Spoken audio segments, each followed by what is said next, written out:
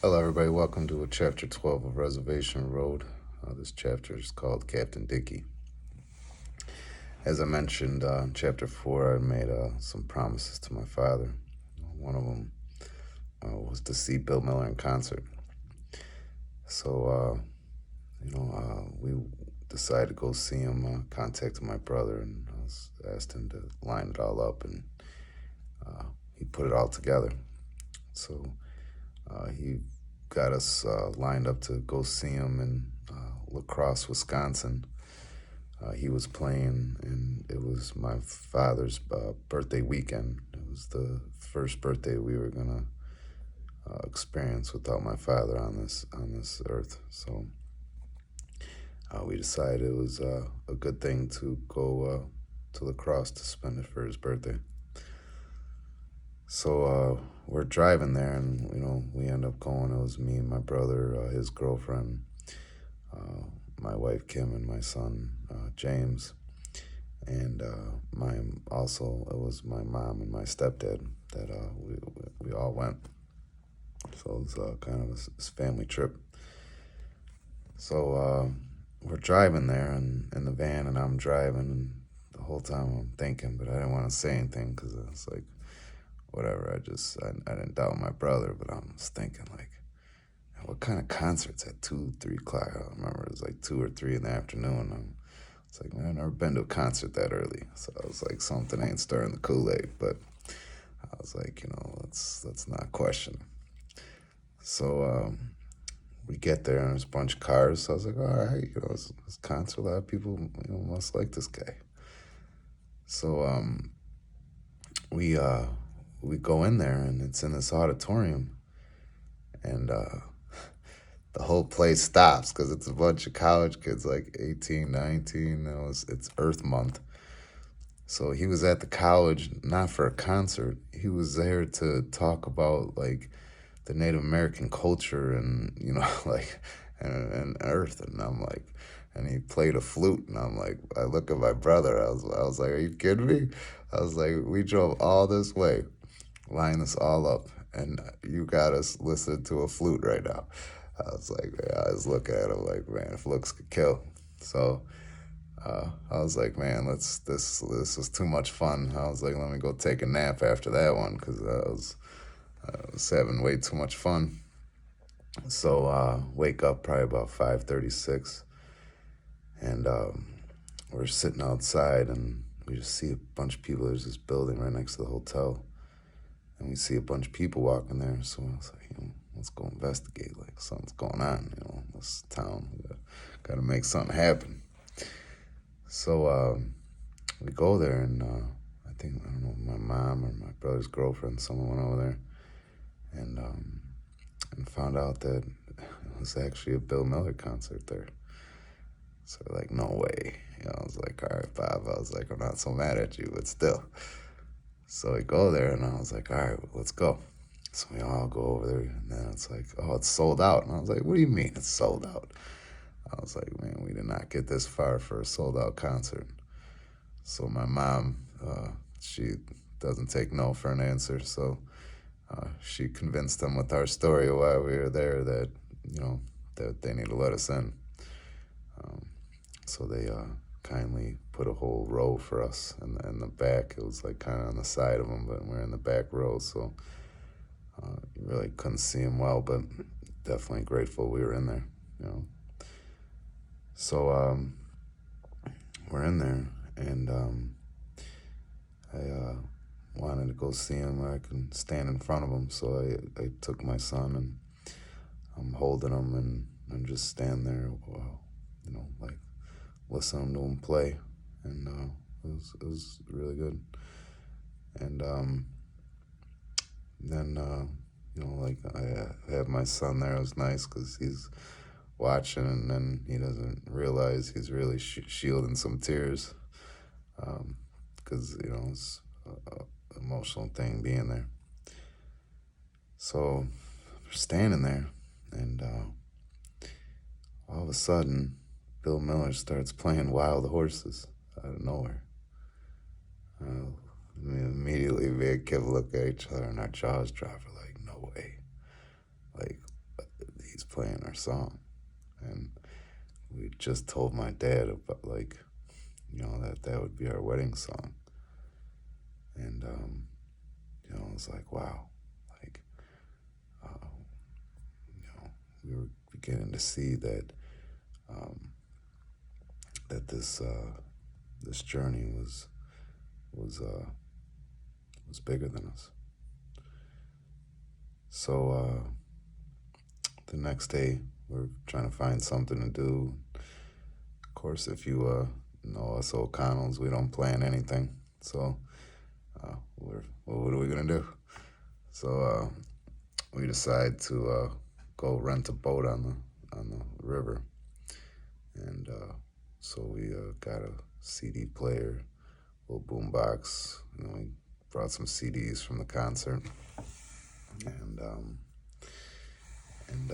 we decided to go on the boat and relax and have a good time.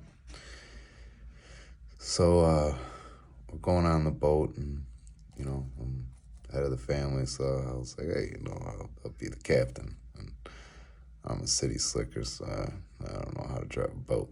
So, but I sure was gonna do it, right? So I had to be official, so I got the captain hat. So I put it on, and all of a sudden my brother looks at me, he's like, it's Captain Dickey. So I was like, Captain Dickey. I was like, real funny. So he kept calling me Captain Dickey the whole time. So then we leave, and I was like, then we all realize that we don't even really know where we're going. I was like, how easy it's gonna be for us to get lost, like to find this channel and everything. And I was like, man, who left without the map? So I was like, we gotta go back. So we go back, and we're going down. You're not supposed to go fast down the channel or whatever. So then the boat's going slow. I'm like, man, this is too slow for me. So I was like, all right, let me give it some gas. So we're coming up to the dock. The dock's here, and we're coming up. And I was like, all right, let me hit on the gas. So I hit it, and then I go to hit the brakes. And I'm like, wait a minute. I was like, there are no brakes. So we were coming in pretty hot. So I don't know why my brother's girlfriend was about to put out her leg, like she was gonna stop it with going in that hot. And so then but I couldn't go straight. So I was like, man, I'm just gonna have to cut into the dock. So I hit the dock, and it was like a big boom. And there's wood just all in the water, just floating all over the place. So we got sticks, and we're like trying to hide it, and nobody heard it whatsoever. But it wasn't as bad as we thought. But it was still funny. But so we get the map, and we go out, and we're just driving around, just enjoying nature, enjoying each other, listening to music, just good peaceful time. So we decided to leave, and we're leaving, and we're headed back, and I'm driving, and I was like, I don't know what made me look, but off in the distance, far away, was 3 big birds, and they were just circling. And I was like, oh man, that's cool. So then I'm watching, and one of them breaks off. I'm like, look at this guy. So he's coming, and I see him coming. I was like, man, he's really coming at us. And I mean, we're not talking from a short distance. It was from it was traveled a while. So we're watching this thing coming, and I'm like, man, does this thing think we're food or something? Why is it coming at us? So we're going this way, and this bald eagle comes down on top of us, and is real low, and is gets to the front of the boat. And as we're going, it's literally going the same speed we're going, right above us. And when it came down, my brother's girlfriend never met my dad, and then you're talking my mom and my stepdad, everybody on that boat felt it. My father was there, that bald eagle, it was amazing. I put him on, I was like, we're flying with an eagle. It was amazing. And then the eagle branched off after a while, felt like minutes. And my brother's like, stop. He's like, listen to the song that's playing. So we look at the number and we look at the CD. The name of the song was High Eagle Prayer. Like, what are the chances? You know? And I like, you felt like spiritually, like you just felt like you were lifted. And it just makes you wonder about things, like about what life is really like after death. And the fact that, like that bald eagle came there, the odds and probabilities of that whole trip and everything that was happening and is it's undeniable. And everybody on that boat felt uplifted.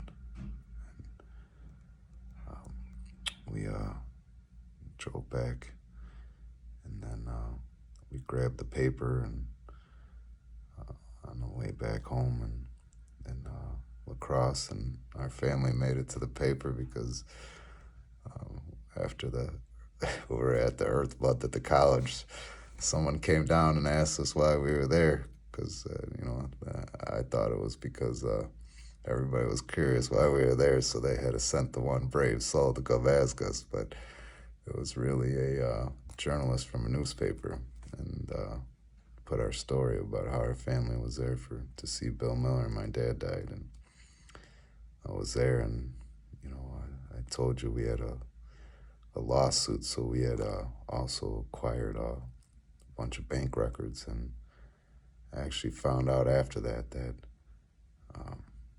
my dad had stayed at that same hotel we were at. He probably went to that same concert we were at too. And it was special. And I'm glad I listened to him and his promise. And he made me promise to go, and that bald eagle and everything that happened let us know that he was with us. And I thank God for that experience. Thank God that we got witnesses to it. And we also, the bird flew off to a tree, and we went over there and took pictures of it that I have to this day. So I'm forever grateful, and every time I think of Captain Dickey, I laugh because my brother thinks he's funny. But it was definitely a great time, and that spiritual journey is definitely why I'm down this reservation road.